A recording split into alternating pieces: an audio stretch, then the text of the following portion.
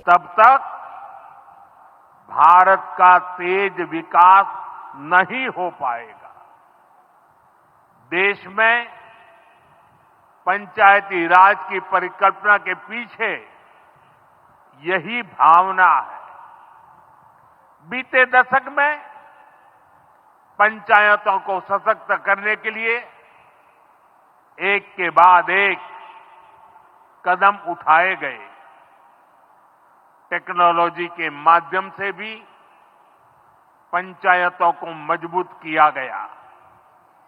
बीते दशक में 2 लाख से ज्यादा ग्राम पंचायतों को इंटरनेट से जोड़ा गया है।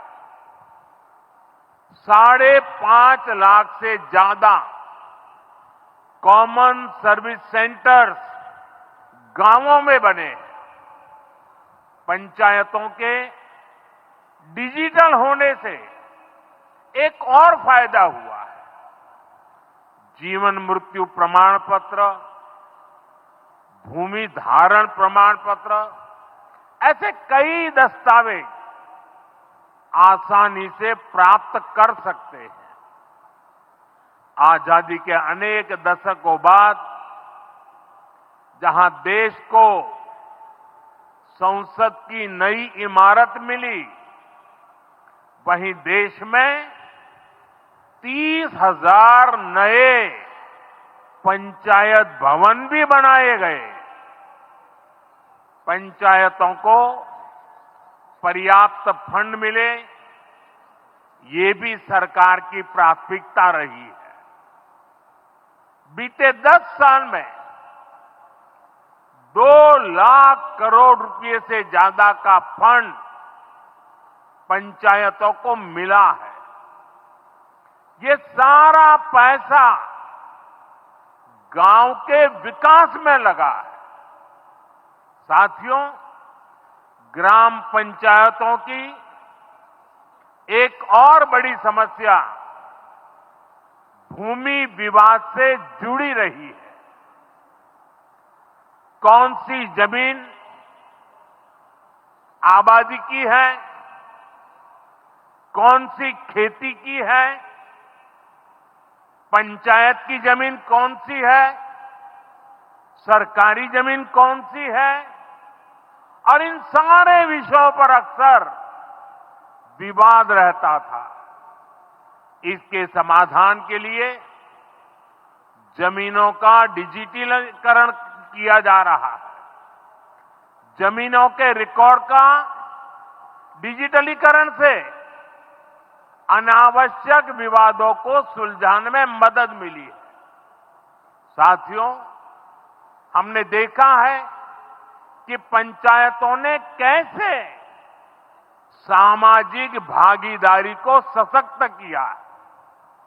बिहार देश का पहला राज्य था जहां महिलाओं को इनमें 50% आरक्षण की सुविधा दी गई, और इसलिए मैं नीतीश जी का अभिनंदन करता हूं।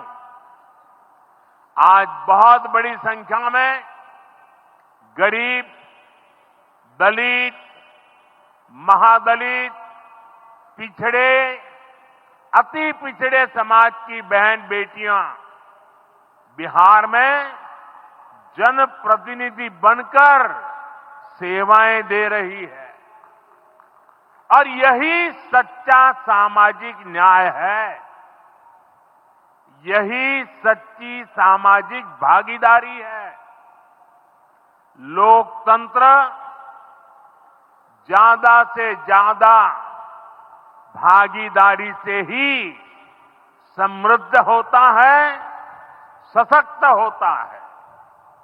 इसी सोच के साथ लोकसभा और विधानसभा में महिलाओं के लिए 33% आरक्षण का कानून भी बनाया गया है। इसका लाभ देश के हर राज्य की महिलाओं को होगा। हमारी बहन बेटियों को ज्यादा प्रतिनिधित्व मिलेगा। साथियों, देश में महिलाओं की आय बढ़ाने के लिए रोजगार, स्वरोजगार के नए अवसर बनाने के लिए सरकार मिशन मोड में काम कर रही है। बिहार में चल रहे जीविका दीदी इस कार्यक्रम से अनेक बहनों का जीवन बदला है। आज ही यहां बिहार की बहनों के स्वयं सहायता समूहों को करीब 1000 करोड़ रुपए की मदद दी गई है। इससे बहनों के आर्थिक सशक्तिकरण को और बल मिलेगा।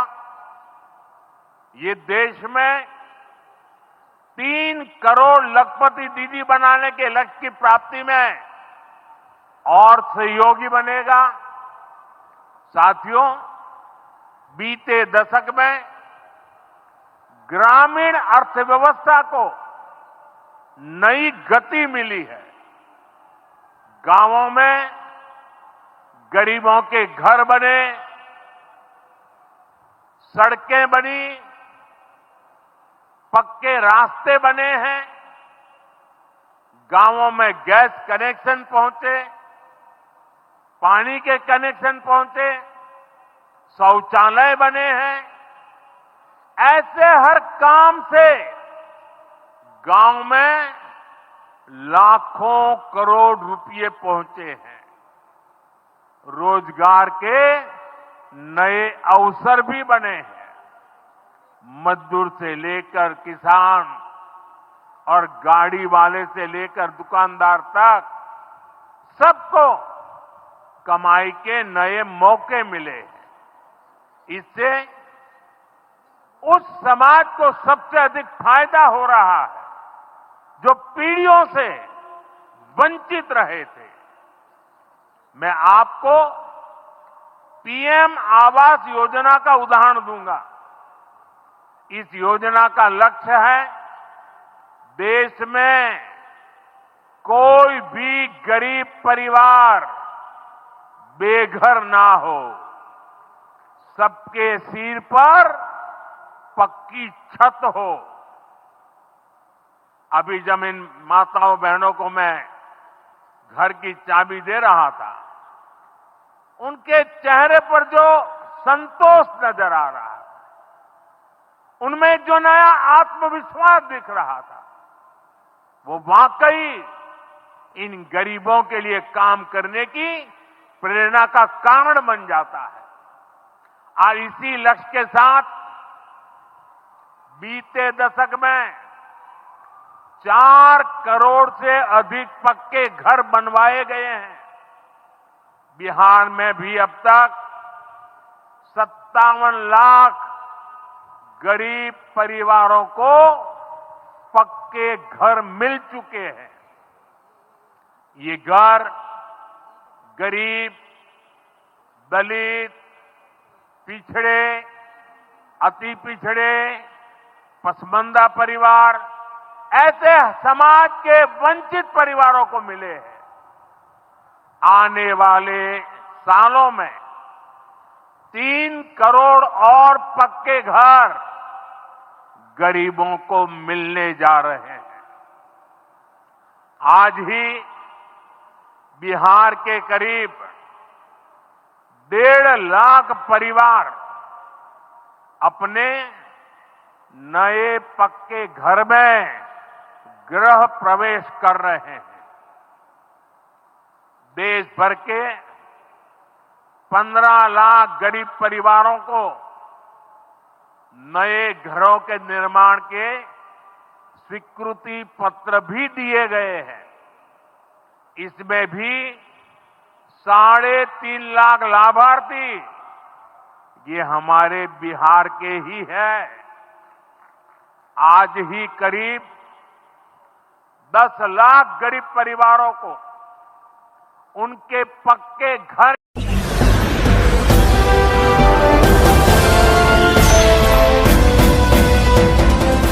आप देख रहे हैं लाइव न्यूज 99 राष्ट्र सबसे पहले।